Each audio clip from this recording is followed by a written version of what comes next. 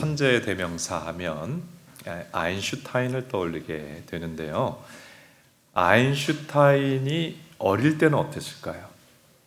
어렸을 때에 말문이 안 터지는 거예요. 말을 잘 못 배우는 거예요. 그래서 3살까지 말을 못하는 아이였다고 합니다. 그러면 학교에 들어가서는 나아졌느냐? 이 언어 능력이 매우 떨어져가지고 학교에 들어가서 공부를 못했어요. 나중에 수학과 과학은 잘했지만 성적이 전반적으로 매우 낮아서 고등학교 입시가 있었는데 고등학교 입시에도 떨어졌고 대학 입시에는 여러 번 낙방을 하게 됩니다. 그러니까 우리가 생각하는 무슨 공부를 잘하고 석박사를 한 사람이 아니에요. 그래서 특허청에 취업을 해서 일을 하면서 원래 과학적 탐구 그리고 호기심 많았는데 특수상대성 이론을 특허청 직원으로 일하면서 논문을 냈는데 이 논문을 통해서 이제 그 뉴턴의 물리학이 잘못되었음을 밝혀내고 과학의 새 세계를 열어가게 됩니다.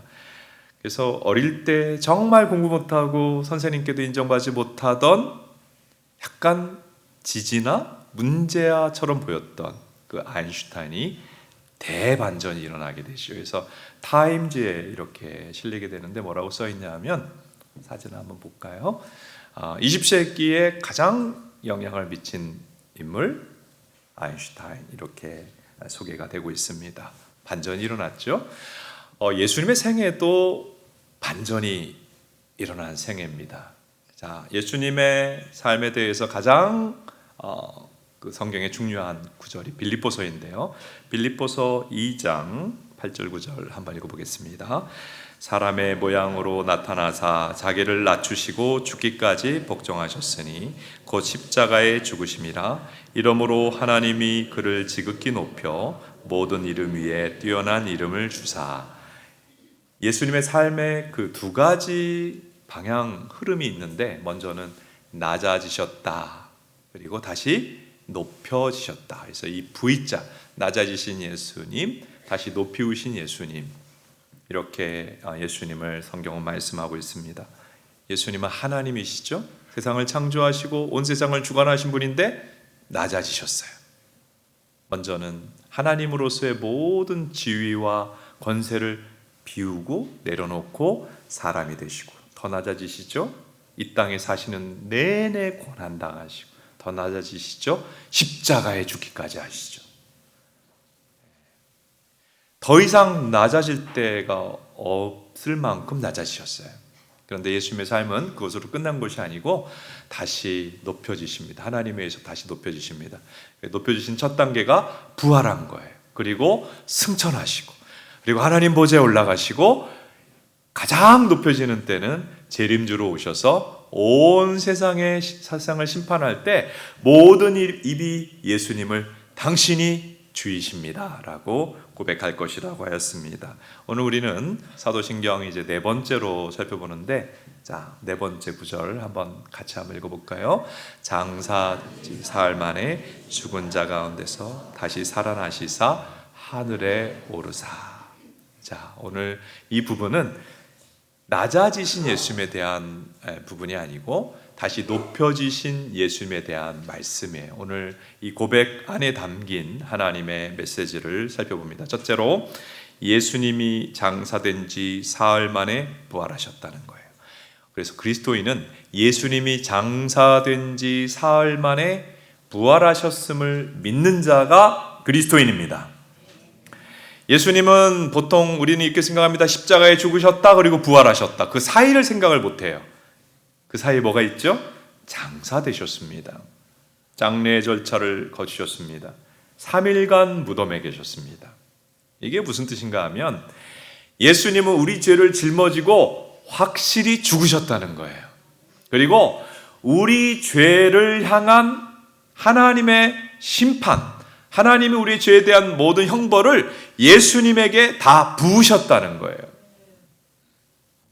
그리고서 이제 반전이 일어나는데 예수님은 다시 죽음을 이기고 다시 살아나시고 부활하셨습니다.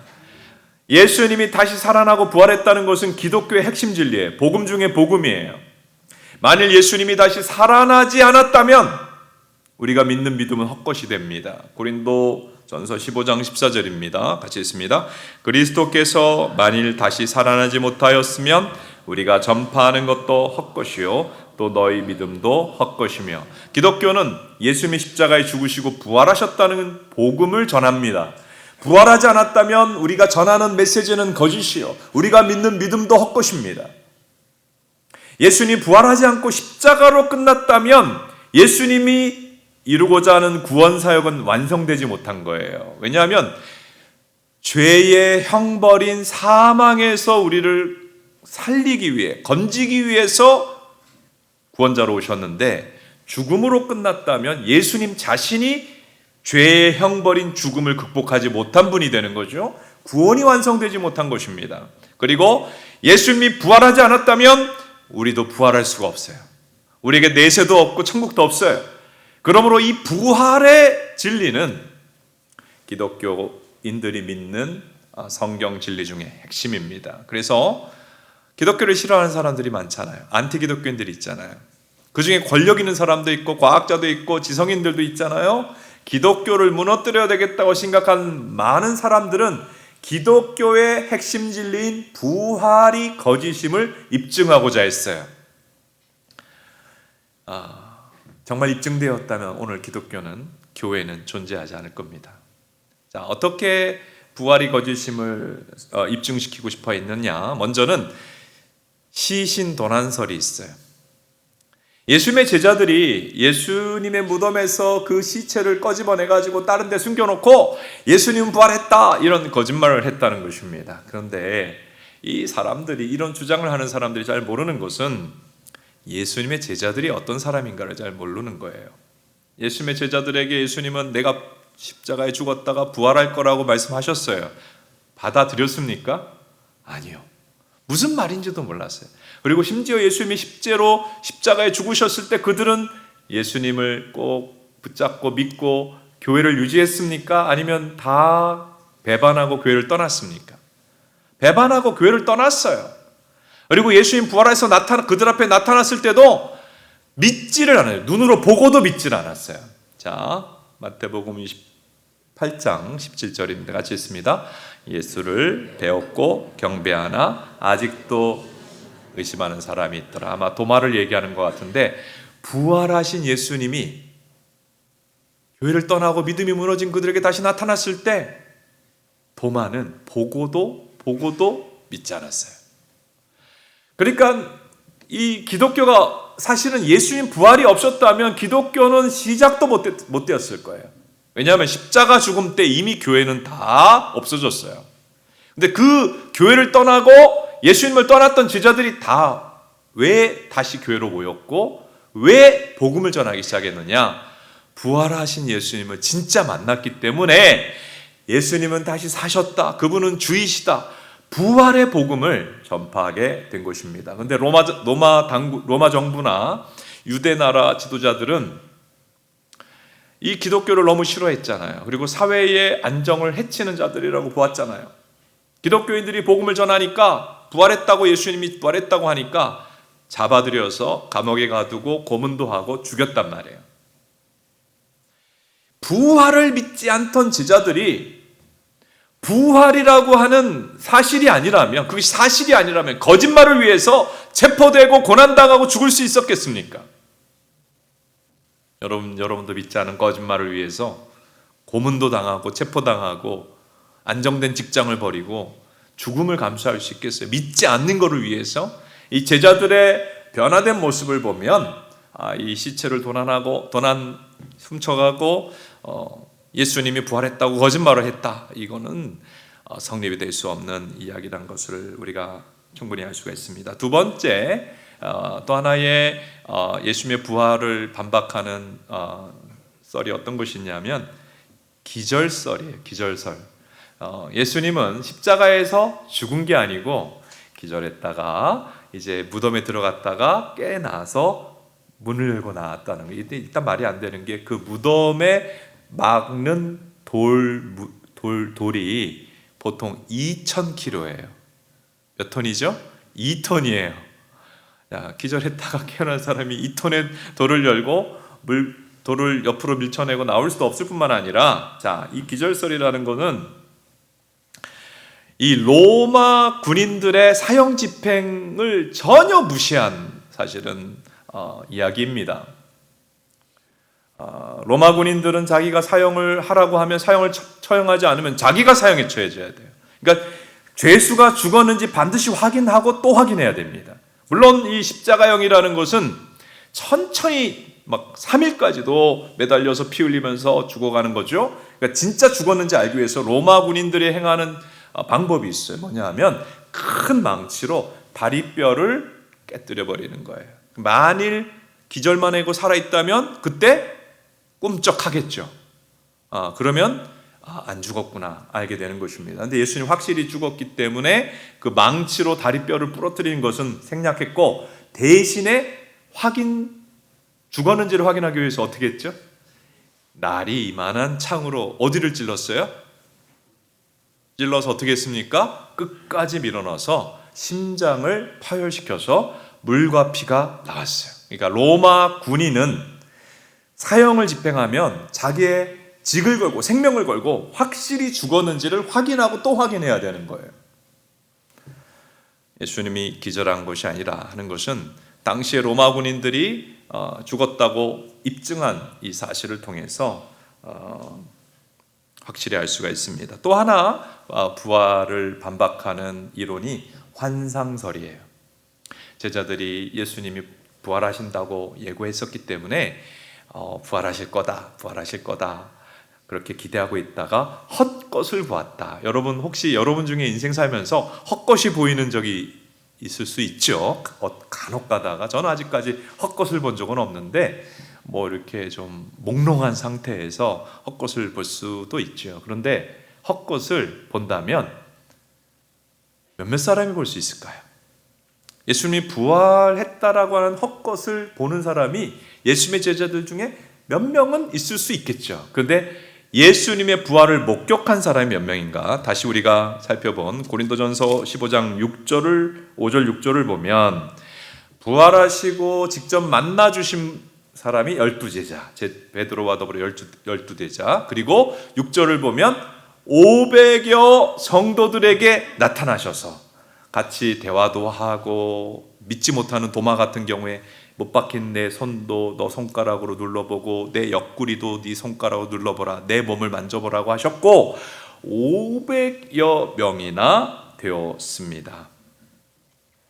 당시 기독교를 말살하려고 했던 로마 정부나 유대나라 지도자들이 예수가 부활했다라고 외치고 다니는 이 제자들을 법원에 고소해서, 유언비어죄로 고소해서 사실이 아니었다면 전부 다 형벌을 받게 할 수 있어요. 근데 법적 고소를 못했습니다. 왜냐하면 증인이 너무 많아요. 법정으로 가져가면 법적으로 예수 부활했다라는 게 입증될 수 있는 상황이었기 때문입니다. 수많은 증인들의 증언을 볼 때에 예수님은 몇몇 사람이 환각으로 본 그 부활은 그런 사건이 아니고 확실히 역사적으로 예수님 부활하셨습니다. 아멘입니까? 흔들 수가 없는 진리예요.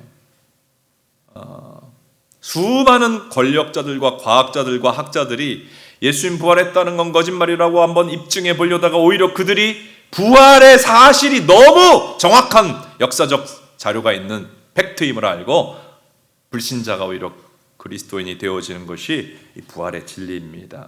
그러면 이 예수님의 부활은 우리에게 어떤 의미가 있는가? 예수님의 부활은 죽음을 정복했다. 우리의 죽음이 정복되었다는 뜻이에요. 예수님은 죽음을 이기고 부활하셨죠. 아멘입니까? 이게 무슨 뜻이냐면 우리는 죄를 짓잖아요. 우리 한 껍데기 벗기면 죄인이에요. 우리 앞날에 기다리고 있는 것은 하나님의 심판과 형벌이에요. 근데 예수님이 죽음을 이기고 부활하셨다. 우리의 죄를 짊어지셨잖아요.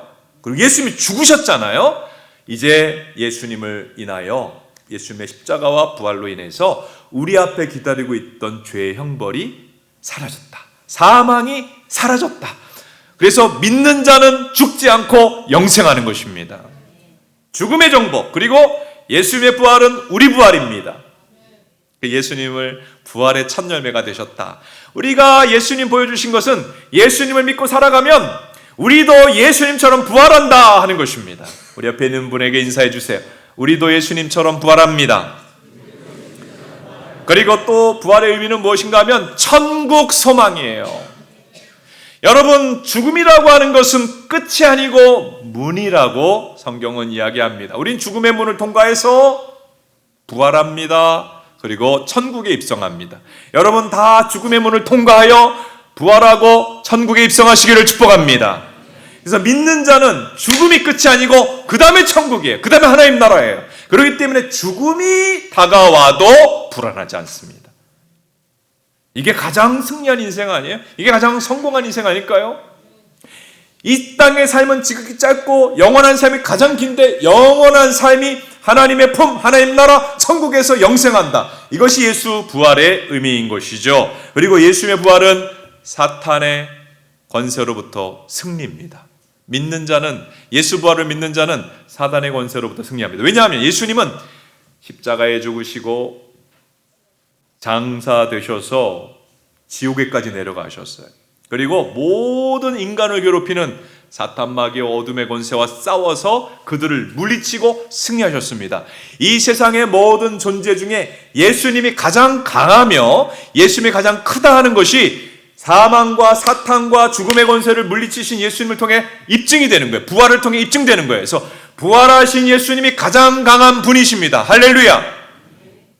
이 예수님을 믿으면 사탄 마귀의 권세로부터 우리도 승리합니다. 찰스 스펄전이라고 하는 영국의 유명한 목사님 계신데요. 어느 날 자는데 막 침대가 흔들리는 거예요. 혹시 폭풍이 몰아닥쳐서 이게 막 흔들리나 하고 창문 밖을 봤더니 날씨가 비가 오지 않아요. 침대 끝을 봤더니 사탄 마귀가 딱 서 있는 거예요. 사탄 마귀가 침대를 흔들었어요. 여러분 같으면 어떻게 반응하시겠어요? 스펄전 목사님은 어떻게 반응했냐? 딱 한마디로 했는데 뭐야? 너냐? 한번 따라해보세요. 뭐야? 너냐? 그리고 잤어요. 이게 무슨 얘기냐 하면 예수님, 부활하신 예수님, 사탄 마귀를 짓밟으신 부활하신 예수님을 믿는 자는 사탄 마귀를 승리할 수 있는 존재라는 거예요. 부활하신 예수님이 그 권능으로 어떤 악한 세력도 물리쳐 주십니다. 우리 집에 귀신이 나타난 적이 있어요. 그렇게 이제 타종교를 믿거나 불신 가정으로 이렇게 자라면 그 가정에 그 악령의 역사들이 있을 수가 있습니다. 동생이 귀신을 보고 너무 두려워하는 거예요. 그래서 제가 귀신도 있다. 영의 세계가 있다. 가장 크신 분이 예수님이다. 너가 지금 교회를 나올까 말까 하고 있는데 교회를 잘 나오고 예수님 믿으면 귀신은 너를 괴롭히지 못한다. 여러분 이 세상에 어떤 악한 영들도 예수의 권세 앞에 무릎을 꿇습니다. 이게 예수 부활의 의미예요. 그리고 예수님의 부활의 의미는 우리는 고난으로부터 승리한다는 거예요. 예수 부활, 고난으로부터의 승리입니다. 한번 따라합시다. 예수 부활, 고난으로부터의 승리. 부활하신 예수님은 가장 크시고 강한 권세가 있는 분이라는 것을 보여주셨어요. 이 세상에 인간 세상에서 가장 강한 권세는 죽음 아니에요? 죽음보다 강한 권세가 어디 있어요? 왕보다도 강하고 가장 뛰어난 학자들이란 사람보다 강하고 어떤 뛰어난 체력을 가진 사람보다 강하고 다 그 밑에 굴복시키는 것이 죽음 아니에요? 그러나 예수님은 죽음을 밟으시고 죽음을 물리치시고 가장 크고 권세 있는 분임을 보여주셨어요. 그래서 그리스도인들은 이 땅을 살아가면서 늘 형통한 게 아니고 늘 잘 되는 게 아니고 고난도 겪어요. 고통도 겪어요. 그렇죠. 실패도 경험해요. 그리고 질병도 경험해요. 우리는 참 어떻게 보면 너무나 눈물 나는 광야 같은 인생을 살고 있습니다. 부활의 예수님을 믿는 자는 고난을 당하지만, 고통을 당하지만 그것에 매몰되지 않고, 그것 때문에 넘어지지 않고, 그것 때문에 깨어지지 않고 그 고난을 승리합니다. 실패했습니까? 다시 일어납니다. 다시 일어나요. 우리도 실패해요. 믿는 자도 실패해요. 다시 일어나요. 질병이 왔다가도 회복됩니다. 그래서 예수 부활은 다시 일어나게 하는 힘, 다시 일어나게 하는 능력이에요. 저도 예수님의 부활의 능력으로 주님이 나를 붙잡아 주셨기 때문에 제가 부족하여 넘어지기도 하고 실패하기도 하고 아프기도 하고, 제가 얘기했잖아요. 교통사고로 말할 수 없는 고통을 당하기도 했어요. 그러나 일어나는 거예요. 부활의 능력으로 우리 모두를 주님이 다시 일으켜 주심을 믿습니다. 두 번째 오늘 진리는 같이 한번 읽어볼까요? 예수님이 승천하여 하나님 우편에 계심을 믿습니다. 예수님은 승천하여 하나님 우편에 계십니다. 자, 사도행전 1장 9절 있습니다. 이 말씀을 마치시고 그들이 보는데 올려져 가시니 구름이 그를 가리워 보이지 않게 하더라. 예수님께서 지금 어디 계세요? 자, 예수님은 이 땅에 사람으로 오셔서 구원 사역을 마치시고 부활하셔서 제자들이 보는 앞에서 하늘로 올라가셨어요. 승천하셨습니다. 따라하십시오. 예수님은 승천하셨다. 승천하셔서 하나님의 자리에, 하늘 보좌에 올라가셨다는 것은 하나님의 위치로 다시 올라가셨어요. 그러므로 지금 기독교 이단들 중에 예수님이 이 땅에 있다라고 말하는 이단들이, 이 어처구니 없는 이단들이 있어요. 예수님 어디 있습니까? 성경은 뭐라고 말합니까? 예수님은 하늘 보좌에 계시다. 이 땅에 존재하지 않습니다. 이 땅에 존재한다는 모든 이단의 거짓말을 물리치시기를 축복합니다. 예수님이 승천하여 하늘 보좌에 계시다는 게 무슨 뜻이죠? 이제 지상 사역을 마치고 천상의 사역, 하늘에서 다시 하나님의 위치에 올라가셔서 사역을 시작하셨다는 의미입니다. 예수님이 하나님이신데 사람이 돼서 이 땅에 내려오셨다는 것도 우리에게 은혜가 되죠. 왜냐하면 하나님으로서 그분이 가진 모든 것을 포기하고 희생하고 제약을 감수하고, 하나님이신 분인데 자기의 모든 권한을, 제약을 경험하면서 이 땅에 오셔서 우리 구원을 위해, 이게 은혜죠. 그런데 예수님이 다시 승천하셨다. 더 큰 은혜인 줄로 믿습니다. 자, 왜 그런지 설명을 드립니다. 승천하신 예수님은 이제 구원 사역을 이루기 위해 이 땅에 오시면서 사람의 몸을 입으시고 신성이 제약이 되셨거든요. 그 모든 제약을 벗어버리셨어요. 그래서 이제는 전능하신 하나님, 영광의 하나님으로서 그 모든 권세를 사용하여 우리를 도우시고 인도하시기 때문에 승천하신 예수님, 우리에게 얼마나 은혜로운 메시지인지 모릅니다. 자, 예수님이 승천하셔서 무엇을 하시는가? 많은 사람이 예수님이 승천하셔가지고 하나님 보좌 우편에, 다시 하나님의 보좌에 올라가셨다는 뜻이에요. 하나님 보좌에 올라가셔서 가만히 계시는 줄로 생각해요. 승천하신 예수님 무엇 하십니까? 성경을 보면 그분은 우리를 위해 지금도 제사장으로서 기도하십니다. 하늘 보좌에서 우리를 위해 기도하세요. 저는 신자로 살다가 이제 부름을 받고 목회자로 살면서 많은 그리스도인 가정을 보면서 깨닫게 된 게 있어요. 믿음의 가정에 부모가 있는 자녀가 불신자녀와 너무 다른 거예요. 그리고 특별히 부모 세대부터 기도를 많이 받은 자녀들은 너무 다른 거예요. 제가 그걸 뼈저리게 느꼈어요.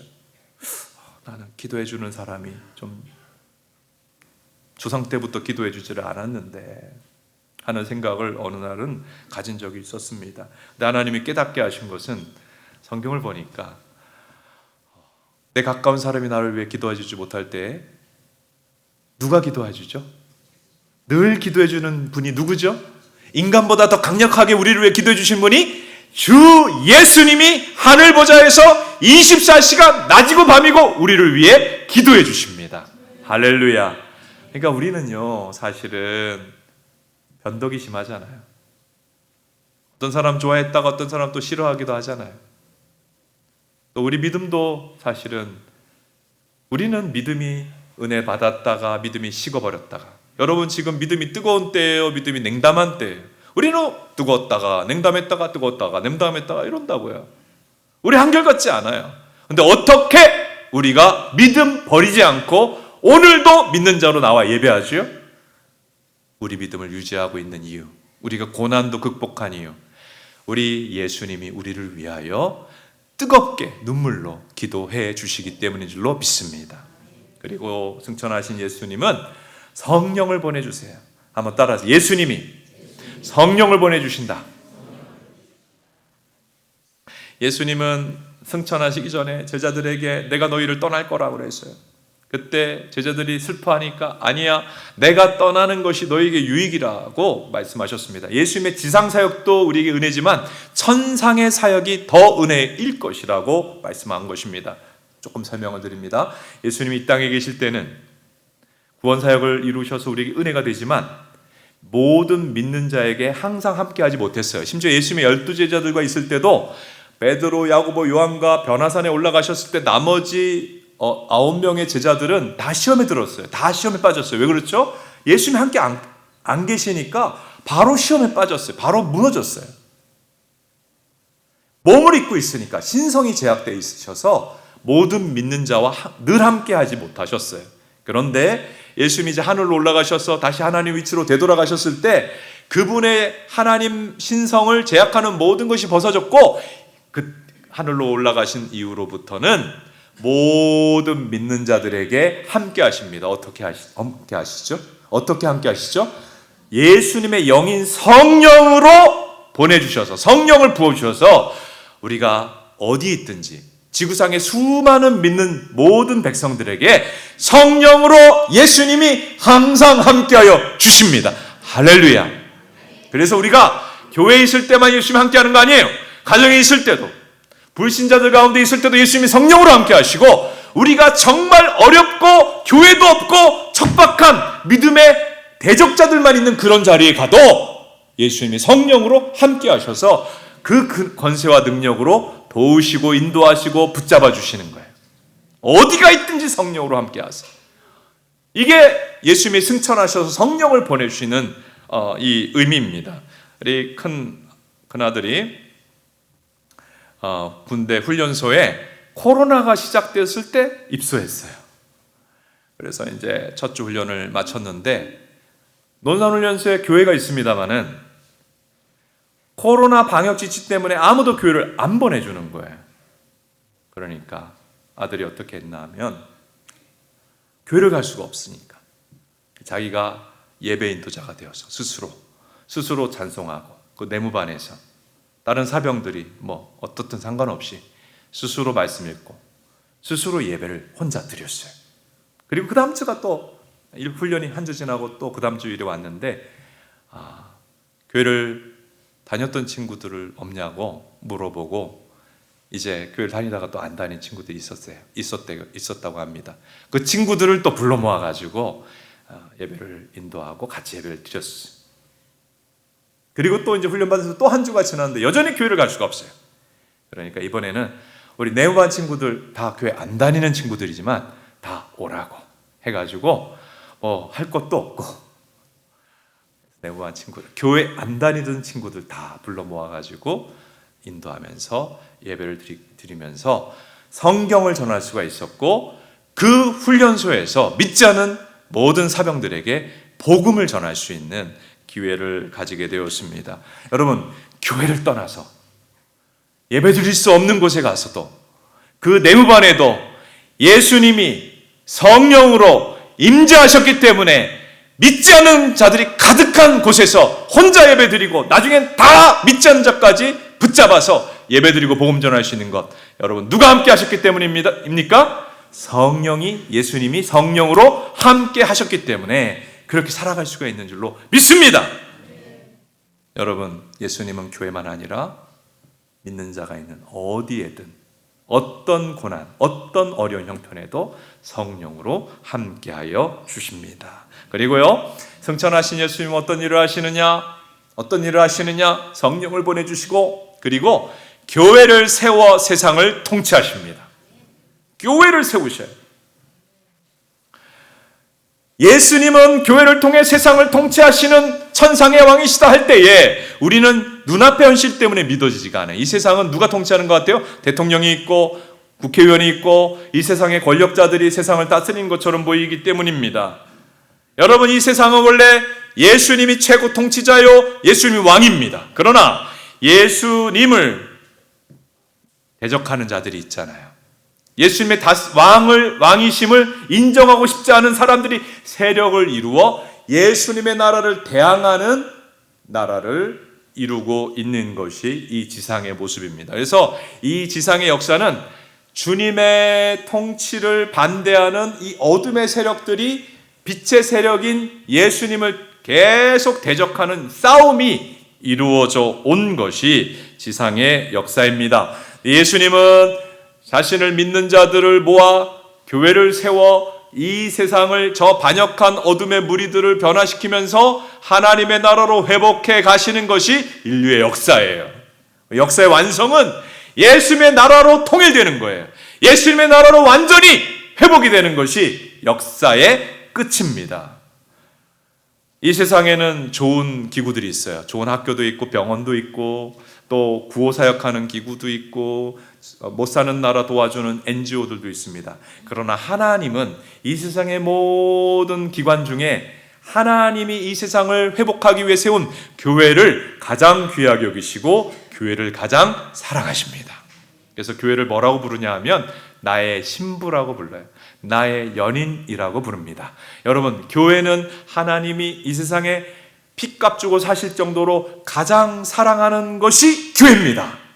그러니까 우리가 이 시대에 이 세상 사람들은 하나님을 싫어하고 그러므로 기독교인도 싫어하고 교회도 싫어하고 뭐라고 할 수 있어요. 당연한 거예요. 너무 당연해요. 근데 기독교인조차 예수님이 가장 사랑하고 가장 귀하게 여기는 교회에 대한 시각이 좀 잘못되는 것은 굉장히 가슴 아픈 일이라고 볼 수 있습니다. 따라하세요. 교회는 세상을 구원하는 영광스러운 하나님의 기관이다. 아멘. 교회는 뭐 하는 곳이냐? 교회를 하나님 왜 세우시고 예수님 왜 세우셨느냐?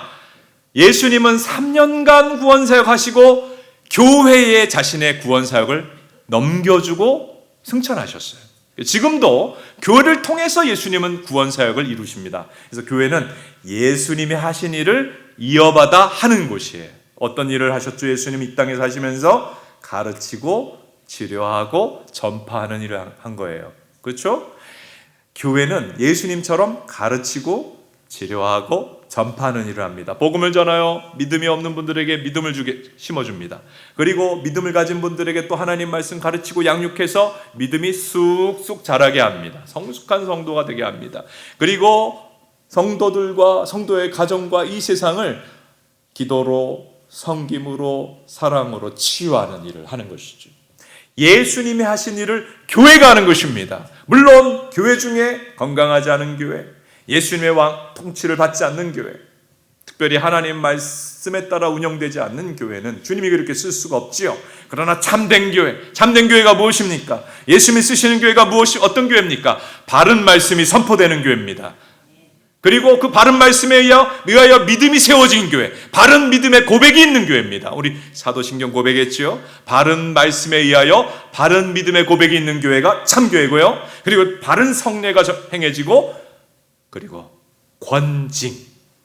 참된 교회의 특징은 잘못된 것에 대해서 권징하는 권징이 있는 교회입니다. 이렇게 예수님이 사용하시는 참된 교회, 그 교회는 믿지 않은 영혼을 복음 진리를 깨닫게 하여 예수님을 믿게 하고 그 성도들의 믿음을 자라게 하면, 성령 충만 받게 하면 어떤 일이 일어납니까? 본인이 변화돼요.